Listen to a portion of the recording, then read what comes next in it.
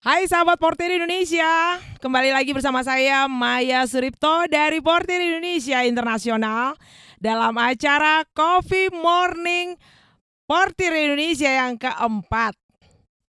Pada hari ini kita bersama Bapak Lalu Isnaini. Beliau adalah lurah dari Kelurahan Leneng, Praia, Lombok Tengah. Beliau adalah lurah yang luar biasa. Apa yang luar biasa dari beliau? Mari kita saksikan podcast yang satu ini. Selamat datang Pak Lurah. Selamat datang. Terima kasih. Kami ucapkan telah merasa sangat terhormat diundang oleh satu acara yang namanya podcast ini. Oke Pak, saya langsung ke pertanyaan ya Pak ya. Oke. Ini yang biasanya kita ketahui.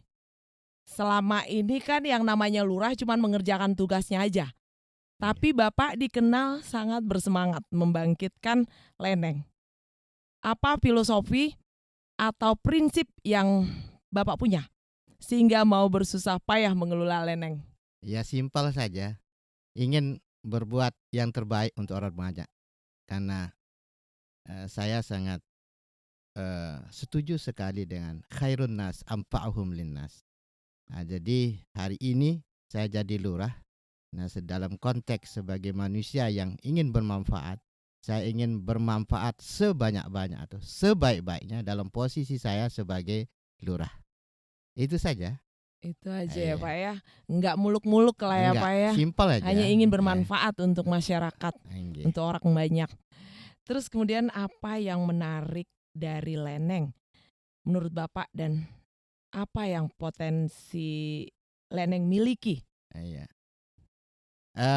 Bagi saya membuat hal yang baru itu yang menarik. Mengelola apa yang ada atau yang lebih itu biasa. Tetapi membuat satu yang baru itu bagi saya mestinya harus kita lakukan.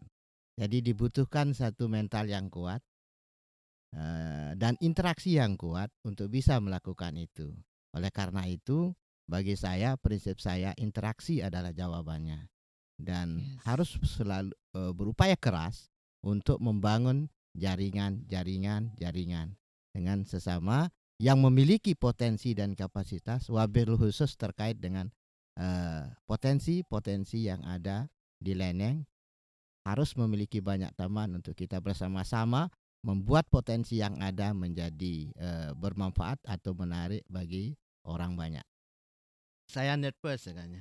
Air tangan saya ini keluar terus nih. Padahal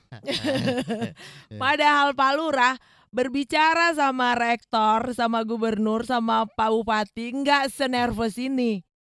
Tahu banget saya. Kemarin saya ajak ke Universitas Qomarul Huda. Beliau lantang berbicara di depan rektor, di depan warek, di depan para petinggi-petinggi universitas. Nggak ada pun beliau sama sekali nggak ada basah tangan. Saya nggak tahu apa yang membuat beliau sampai nervous di sini gitu. Kemarin di ruang gubernur, beliau ada diundang untuk audiensi. Ke gubernur nggak senervous ini. Dan kebetulan kawan kita Mbak Oci dari Portir Bali juga menemani beliau. Sampai Mbak Oci bilang keren banget lah Pak Lurah gitu kan. Oke Pak Lurah, kita bicara potensi nih nggih. Oke. Nggih. Lombok dikenal dengan potensi wisatanya. Ada nggak potensi wisata di Leneng ini? Kalau ada, bisa sebutkan satu persatu. Nah itu dia. Menjadi seperti yang saya katakan tadi bahwa kalau banyak orang telah memiliki potensi yang hebat, kuat, Leneng ini tentu menjadi pertanyaan banyak orang. Orang lewat dari Mataram ke Lombok Timur sana, ada apa di Leneng? Iya. Nah ini kan harus dijawab. Justru pertanyaan itulah menjadi tantangan bagi kami. Ya, jadi melihat kondisi COVID hari ini, banyak saudara-saudara kita, warga kami khususnya yang resign dari pekerjaan, wabil khusus dari wisata. Ada Pranoto namanya, ada Billy Jul namanya, ada Hasan namanya yang resign dari Sumatera dan sebagainya. Nah bagi saya justru berkah Ada SDM yang punya kompetensi untuk saya ajak diskusi tentang potensi yang ada di Leneng. Dan subhanallah, saya semakin yakin ketika satu hal ditatap dengan orang-orang yang memiliki potensi yang bagus, maka sesuatu yang tadinya tidak ada, kita lihat hari ini, Leneng alhamdulillah bukan maksud untuk riak, tetapi adalah bentuk daripada upaya kami yang didesain, yang dipegang oleh orang-orang yang punya kompetensi. Hari ini dari kemarin contohnya misalnya Pok Darwis Oksigen, kami Billy Joel ketuanya, jadi sedang mengikuti pelatihan mitigasi di Senaru. Bukan suatu hal yang hebat sebenarnya itu, tetapi ini menjadi legacy bahwa Leneng dari posisi nol yang no destinasi for today, Leneng is very kalau saya bilang terkenal mungkin terlalu hebat, tetapi cukup dibanyak kenal orang. Tapi cukup viral, Pak. Ya saya pikir itu. Di pemberitaan pun seperti itu. Ya, artinya buktinya kami terutama lurah kami hari ini sebenarnya di Dakung kami diundang untuk memberikan semacam motivasi di Karang Taruna di Desa Dakung.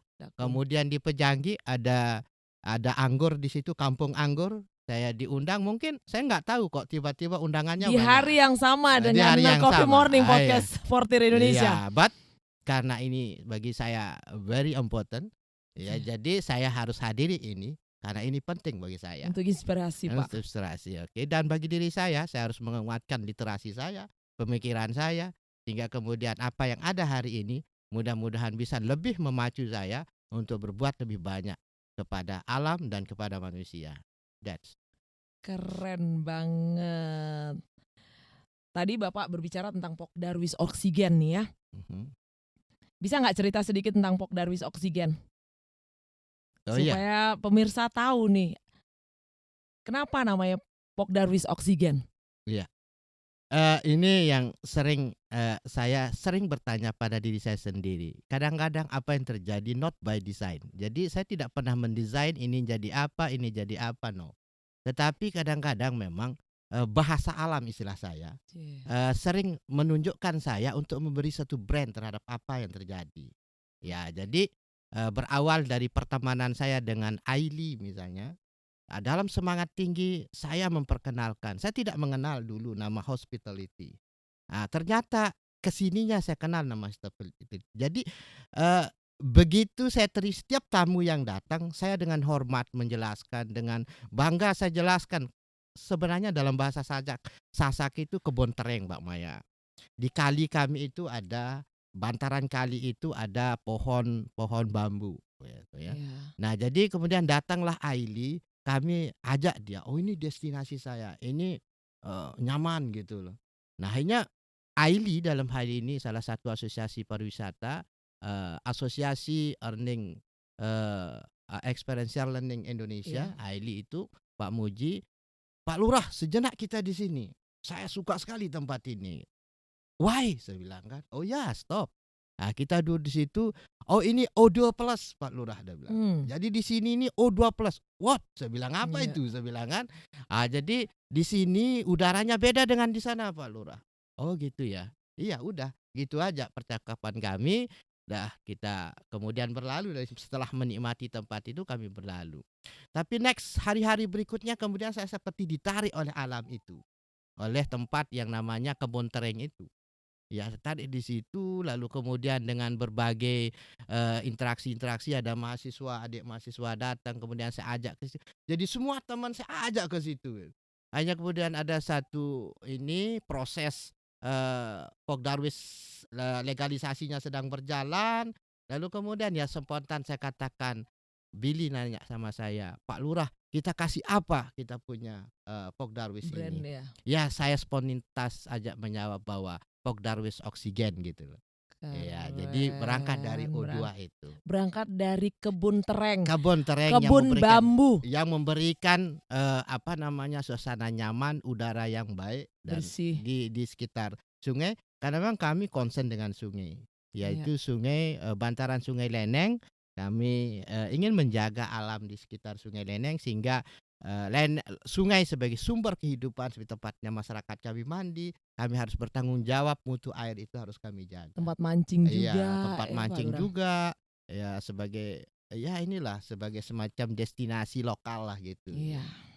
Mungkin itu oksigen itu kemudian ditetapkan menjadi nama beberapa bulan yang lalu di tempat ini. Bu Maya baik sekali memberikan tempat untuk pengukuhannya dan subhanallah di luar ekspektasi kami ternyata gubernur dalam hal ini Sekda hadir di sini untuk menyaksikan pengukuhan yang dilakukan oleh Dinas Pariwisata Kabupaten Lombok Tengah. Itu istimewanya ya. Iya, subhanallah. Pengukuhan Pokdarwis Oksigen dihadiri oleh gubernur yang diwakili oleh Bapak Sekda, Iya. Pak Gita. Dan mungkin sedikit maaf Bu Maya, Nggih. justru subhanallah kata oksigen itu telah membukakan semacam pintu, jendela, sehingga saya sepertinya memiliki teman yang luar biasa banyaknya.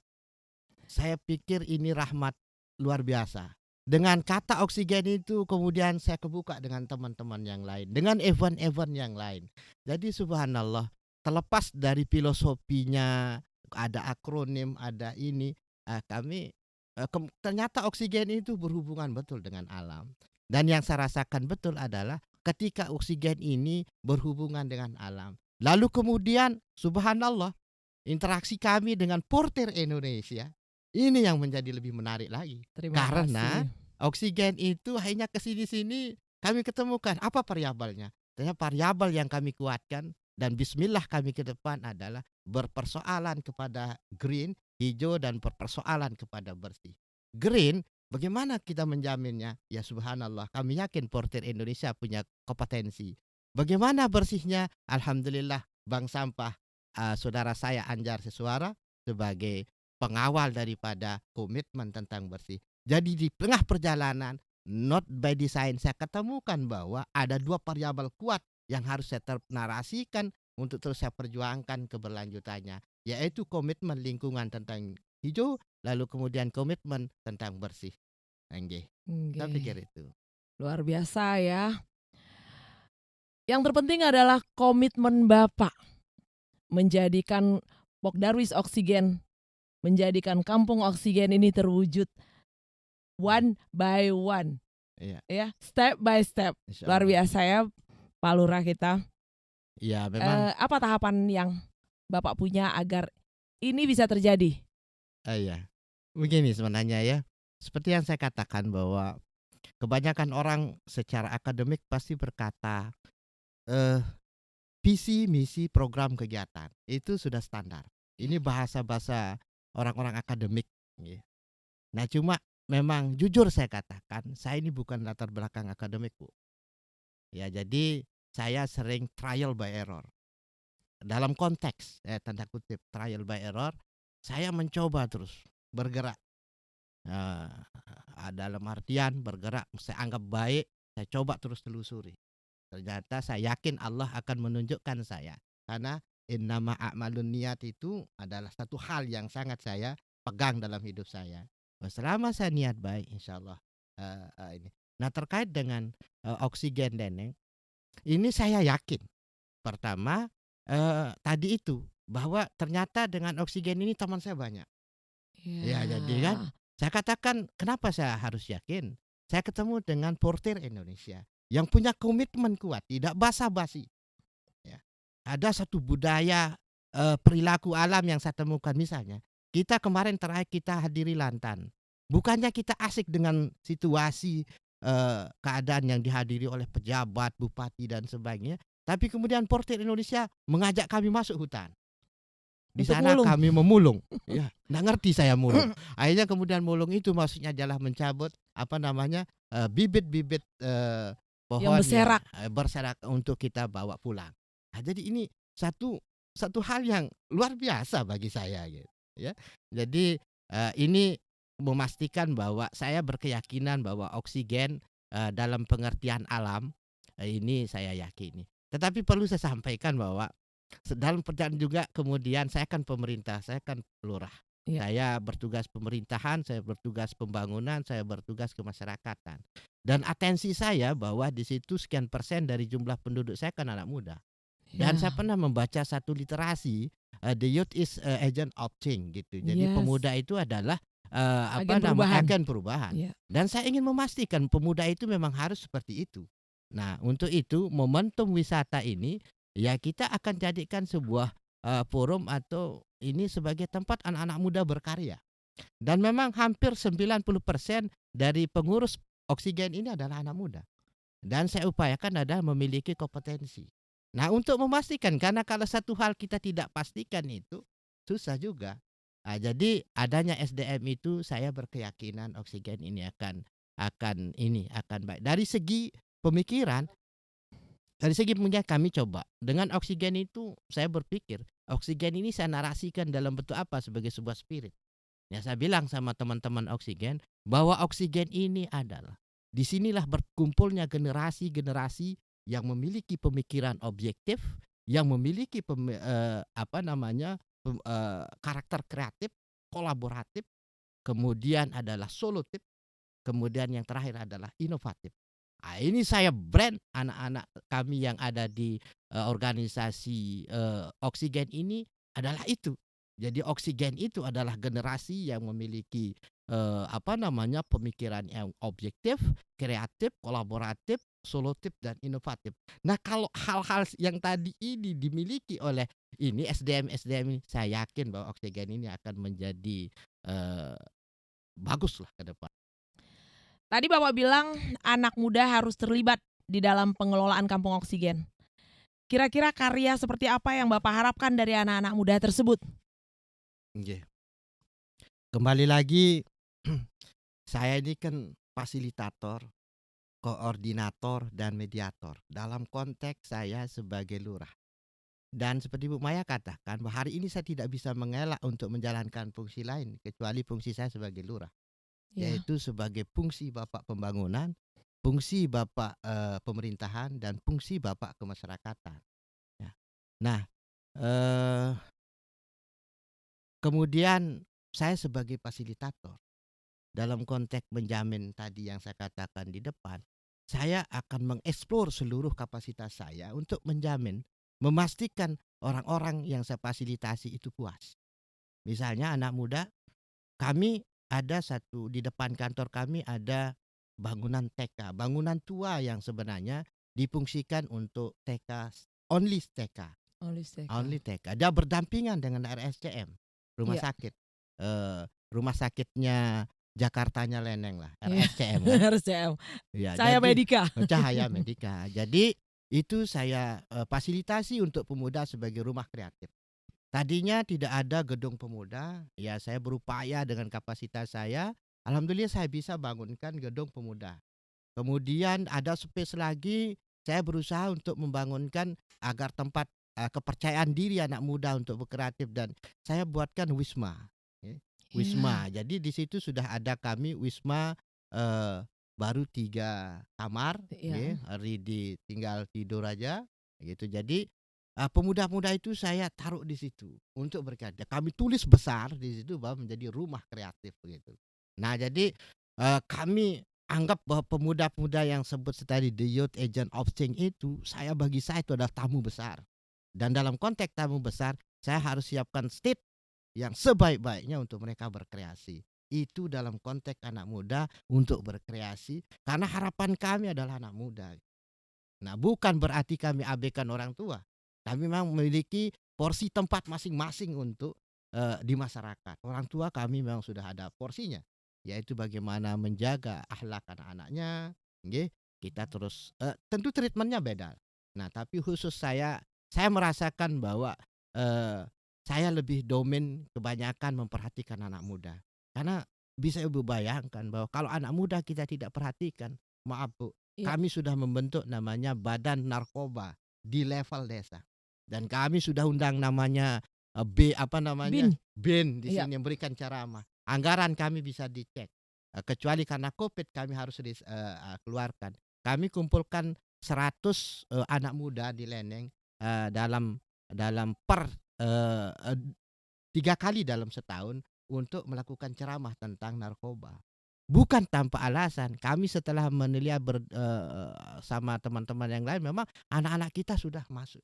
Bahkan masuk ke anak-anak SD. Itu contoh. Oleh karena itu, ini peristiwa-peristiwa ini meyakinkan atensi kita harus kepada anak muda. Bahaya Bu Maya kalau kita tidak memberikan perhatian besar terhadap anak muda.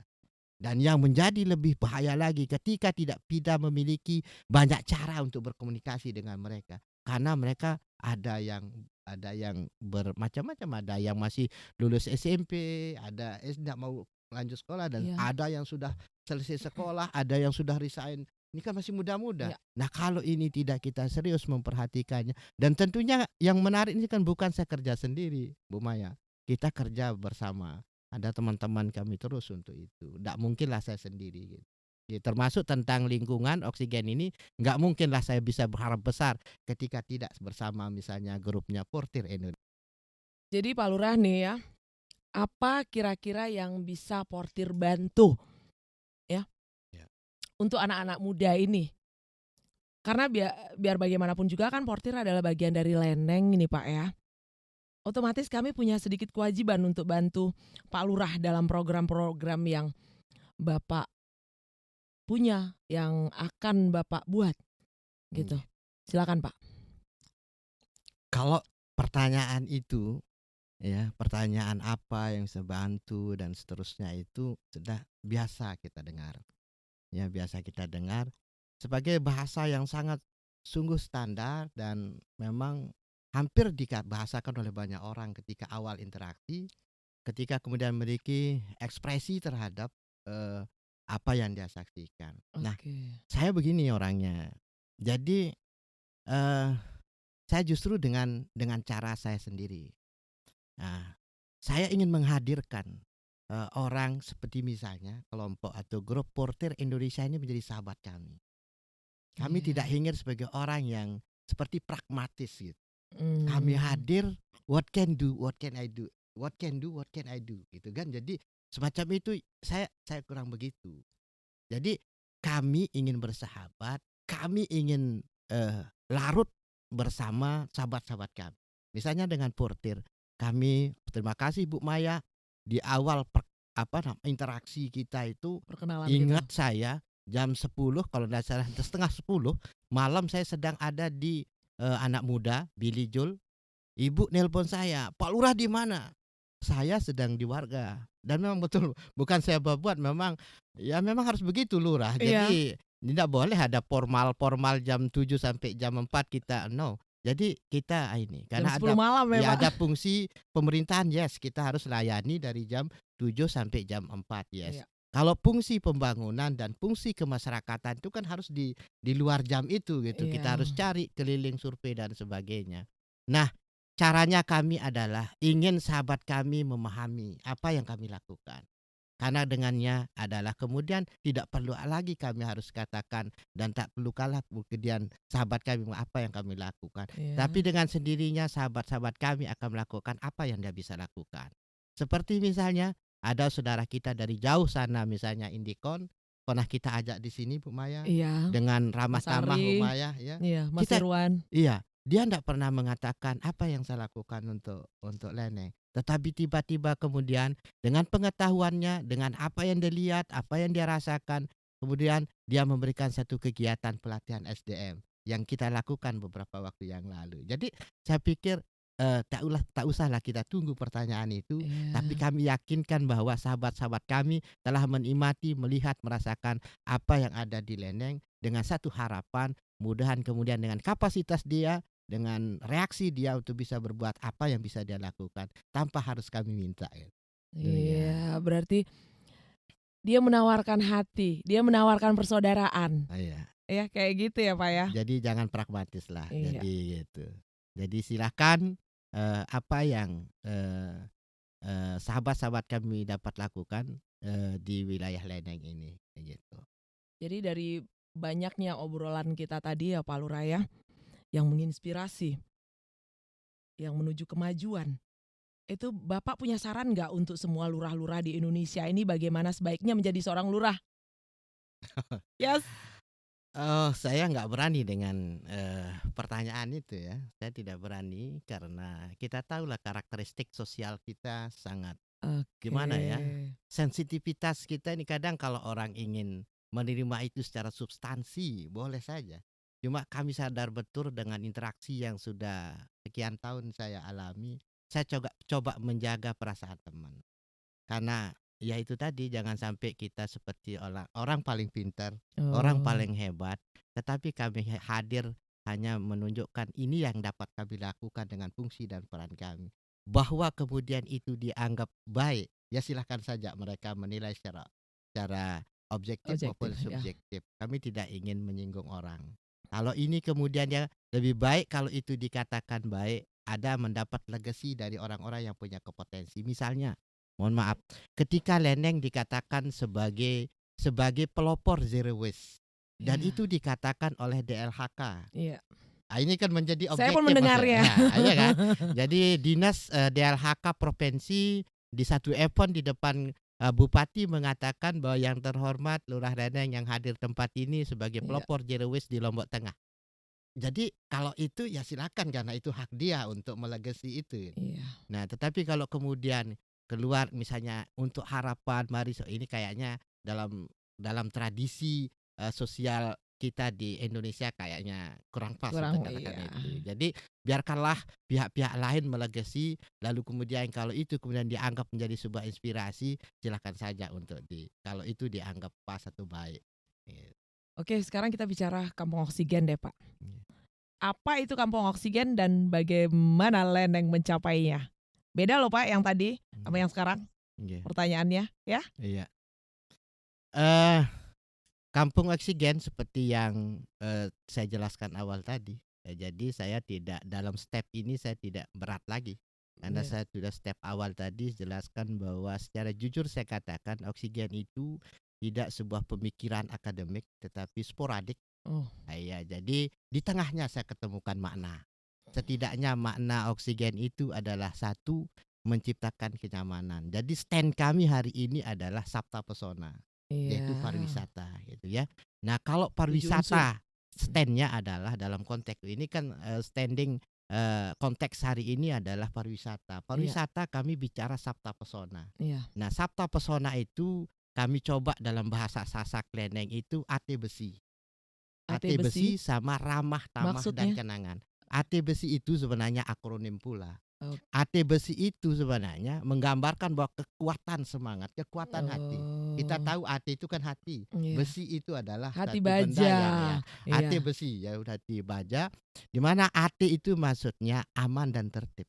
Oh, aman. AT itu aman dan tertib. A itu aman. Saya pastikan secara sistem kami sudah membentuk satu sistem keamanan, yaitu BKK. Mungkin Bu Maya bisa merasakan anggota kami Badan Keamanan Kelurahan itu sering juga monitoring ke tempat Bu Maya. Iya. Ya, jadi kami ingin merasakan. Pak Pranoto atau Pak Jael? Pak Jael. Oke. Seperti tadi malam mereka monitoring ke tempat Bu Maya, gitu kan? Wow. Memastikan keamanan. Nah, kemudian tertib. Kami ingin pastikan bahwa lingkungan komunitas masyarakat yang kami ini dia harus memiliki awek-awek. Ya kan tertib itu berhubungan dengan aturan-aturan. Iya. Jadi ini kami terus berupaya agar tata kelola kehidupan kemasyarakatan itu bagus gitu. Rapi gitu kan. Iya. Dipastikan dengan aturan. Kemudian besi itu adalah agar kami tidak lupa sebenarnya Bu Maya. Besi itu adalah bersih. Yes. B itu bersih. S itu sejuk. Kemudian I-nya indah. Oh. Bersihnya kami pastikan dengan komunitas KMPS Pelangi, Iya. komunitas masyarakat peduli sungai. Bank sampah. KMPS sampah, komunitas masyarakat peduli sampah. Kemudian peduli sungai. Itu instrumen kami untuk memastikan bahwa bersih itu. Pertanyaan, apa yang Anda lakukan tentang bersih? Bersih itu adalah keadaan yang harus kita ciptakan. Apa alatnya untuk menciptakan itu secara sistem ketika Anda sebagai pengatur kebijakan. Yang saya lakukan adalah membentuk komunitas. Komunitas yang berhasil kami bentuk dalam konteks bersih adalah 3. Bank sampah, kemudian komunitas masyarakat peduli sungai, dan komunitas masyarakat peduli sampah. Gitu. Jadi keren. 3 komunitas ini dan termasuk terakhir adalah program yang sifatnya universal, Jumpa Berlian. Jumat pagi bersih lingkungan Anda. Artinya seluruh warga RT lingkungan itu saya wajibkan dia dalam 1 kali sebulan melakukan gotong royong. Nah itu lalu kemudian yang tadi setelah bersih, sejuk, ini kan sudah bersih, kemudian sejuk tadi masuk. Saya berkainya jago ini. Ada teman saya itu portir Indonesia dengan menggali, ya lagi-lagi portir Indonesia kuburan yang kami punya di situ pohon-pohon jadul ini, adanya semangat ini kami ada send off sekarang untuk menjaganya. Ya kan? Ada di perempatan Kodem sana yang kami lewat lalu lalang tidak pernah kita anggap menjadi satu hal. Setelah kita ketemu dengan portir ternyata menjadi sebuah potensi yang luar biasa. Kami punya imajinasi yang kuat untuk mendesain seperti apa itu hutan. Artinya dua hal ini, bersih dan sejuk ini, kemudian itu akan menciptakan satu kondisi namanya indah. Nah, keindahan inilah insya Allah akan bisa kita berikan atau dengan bahasa ekstrimnya kita jual dalam konteks pariwisata. Apa yang bisa menarik?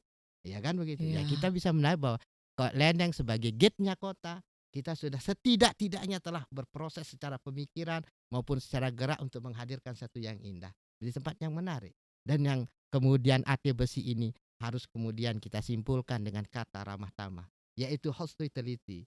Jadi bagaimana teman-teman masyarakat kami ini yang masang muka ini, setelah kita wisata ini, mari kita, walaupun itu mungkin tersenyum. Kita bentuk yang tadinya tidak biasa tersenyum, harus tersenyum. Ya, welcome, selamat. Minimal di kantor kami, kalau ada masuk di pintu gerbang, oh Pak gimana, apa yang bisa saya bantu? Itu kan bahasa-bahasa keramahan, hospitality. Dan yang terakhir ada semua itu tentunya harapan kami akan menjadi kenangan. Dan kenangan itulah yang menjadi modal kami untuk selalu membangun interaksi dengan berbagai pihak. Karena dengan kenangan itu mereka bisa balik ke Lendeng untuk memberikan banyak hal. Termasuk terakhir yang selalu sering saya sebut adalah sahabat-sahabat kami seperti Indikon. Oke. Mungkin saya ada usul sedikit ya Pak ya, untuk meninggalkan kenangan yang indah bagi siapa saja yang datang ke Lendeng. Karena kita punya slogan satu. Jangan lupa bahagia. Oke. Sepakat. Itu sepakat Pak. Oke. Iya. Jangan lupa bahagia dan semangat. Dan semangat. Dan di Bu Maya itu secara personality kami biasanya assalamualaikum gitu. Jadi tone-nya, karena di sini saya mengenal musik Kak. Jadi setelah di sini saya kenal betul musik. Jadi tone dan sebagainya itu berpengaruh. Biasanya assalamualaikum. Nah setelah kita di sini dengan tone-nya Bu Maya yang begitu keras, assalamualaikum. Jadi itu sebenarnya ada semangat. Jadi pantesan setiap saya menelpon Pak Lurah, itu bahasa beliau kalau di telepon itu selalu assalamualaikum. Seperti itu. Intonasi beliau. Nggak ada lagi yang seperti di awal, assalamualaikum Bu Maya. Udah nggak ada. Assalamualaikum Bu Maya kayak gitu. Luar biasa kan? Oke, kita lanjut ya Pak. Bisa nggak Bapak ceritakan pengalaman Bapak dalam menjalankan tugas sebagai lurah? Dan apakah pengalaman yang paling seru, sedih, atau senang, ataupun susah ya? Hidup harus dinikmati Bu Maya. Jadi istilah saya itu jangan kita dipermainkan dengan hidup, tapi berusaha. Itu kita dimainkan sebenarnya dengan hidup. Tetapi saya tidak ingin kalah dengan hidup. Saya ingin hidup ini saya yang permainkan. Gitu. Artinya dalam tanda kutip gitu ya. Jadi jangan kita kalah dengan peristiwa, misalnya ada perilaku warga kami yang dari satu sisi, misalnya politik Pak. Di mana-mana desa, lurah itu paling menyedihkan, itu paling menggigit itu soal politik. Jadi karena dia beda, kadang-kadang itu mereka tidak objektif. Jadi emosionalnya rata-rata kita punya warga itu tinggi, sensitivitasnya tinggi. Jadi kalau kita dekat dengan ini yang paling menyedihkan kadang-kadang. Itu kenyataan. Itu sama kehidupan. Ini harus dijawab. Kita tidak usah baperan. Yang harus kita lakukan adalah memahami. Jadi oleh karena itu ilmu yang paling berat saya rasakan itu memahami. Karena kalau kita makan mentah-mentah semua perilaku itu bahaya Bu Maya. Bisa hancur kita punya organ-organ. Iya kan? Ini ada haknya, jantung itu punya hak. Dia harus dijaga. Paru-paru harus punya hak, dia harus dijaga juga kepentingan-pentingnya. Jadi oleh karena itu ini bahaya kalau semua saya tanggapi dengan ini, bahaya. Jadi suka, sedih, senang itu pasti saya rasakan, tapi semua itu saya tempatkan dalam konteks kehidupan, dan kehidupan ini harus saya nikmati kaitan dengan penyikapan proporsional. Jadi yang ini kita lihat, saya amati apa arahnya. Yang ini kalau dia bersikap begini arahnya kemana? Ini arahnya kemana? Dan sebagai untuk ingin menjadi orang yang bijak, saya bijaksanai sesuai dengan kira-kira seperti apa dia maunya. Sehingga dengan demikian kita bisa akomodir, ya kan? Walaupun ada yang berkata kita terlalu akomodatif juga nggak benar. Tapi bagi kami sebagai pelayan, mau tidak mau kita harus mengakomodir semua pihak. Karena itulah tugas. Iya, luar biasa Pak Lurah. Saya melihat Pak Lurah lebih banyak toleransi terhadap sikap, bahkan sarkasme, ada komen-komen sarkasme pun Pak Lurah menyikapinya dengan toleransi yang luar biasa dan saya merasakan itu. Ya. Terima kasih Pak. Ini jadi pertanyaan terakhir kita ya Pak Lurah ya. Di kesempatan pagi yang indah, yang cerah, yang penuh semangat. Apa harapan Bapak ke depan terhadap Leneng dan secara umum terhadap semua? Ya tentunya kami ingin pastikan bahwa masyarakat kami ada perubahan. Ya itu yang mungkin. Kalau kita terlalu besar berharap sejahtera dan sebagainya itu sudah ditulis semua. Itu sudah ditulis di pembukaan Undang-Undang Dasar Republik Indonesia. Tujuan terakhir adalah kecerdasan dan kesejahteraan. Nah, jadi dari hulu ke hilir pasti tujuan akhirnya adalah kecerdasan dan kesejahteraan, ya kan?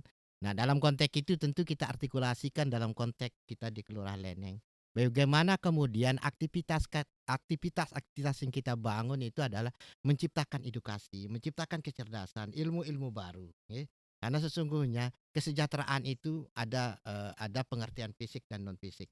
Bahwa kadang-kadang kesejahteraan itu orang nggak makan kok sejahtera, dia merasa sejahtera. Ini non basic. Tapi ada juga yang menafsirkan kesejahteraan itu adalah makan, minum dan seterusnya. Oleh karena itu, tapi dua hal ini akan bisa ditafsirkan ketika ada kecerdasan di situ. Nah, oleh karena itu yang kami upayakan adalah bagaimana ada momentum-momentum seperti ini misalnya. Ini kan edukatif sekali. Ya, itu olah pikir. Karena susah sekali kita mengontrol orang, mendrive orang kalau dia belum selesai pada soal konsep dan pemikirannya. Tapi kalau dia sudah selesai pada konsep dan pemikirannya, insya Allah orang akan bergerak dengan kesadarannya. Dan sekaligus kesadaran itulah kesejahteraan sejatinya. Gitu. Itu bagi saya. Nah. Amin. Semoga kedepannya Pak Lurah sehat, sejahtera dan mensejahterakan, dan tidak lupa bahagia. Insya Allah. Dengan berakhirnya pertanyaan kami yang terakhir, yang kita sangat terpuaskan oleh jawaban Pak Lurah. Maka berakhir pula Coffee Morning Podcast kita episode 4. Terima kasih Pak Lurah atas kehadirannya, atas berkenan hadirnya dengan penuh semangat yang luar biasa. Dan sajian kami sangat-sangat sederhana ya. Semoga kedepannya Pak Lurah semakin semangat mengayomi masyarakat Leneng dan masyarakat luas tentunya. Insyaallah, kita harapan kita ya Pak ya. Semoga lah dan sehat selalu. Sekali lagi terima kasih. Wabillahi taufik wal hidayah. Wassalamualaikum warahmatullahi wabarakatuh. Waalaikumsalam warahmatullahi. Terima kasih sudah menonton video podcast kami. Jangan lupa untuk membantu Portir Indonesia dalam program penanaman 1 juta pohon sampai dengan tahun 2024 dengan klik link di bawah untuk berdonasi. Terima kasih.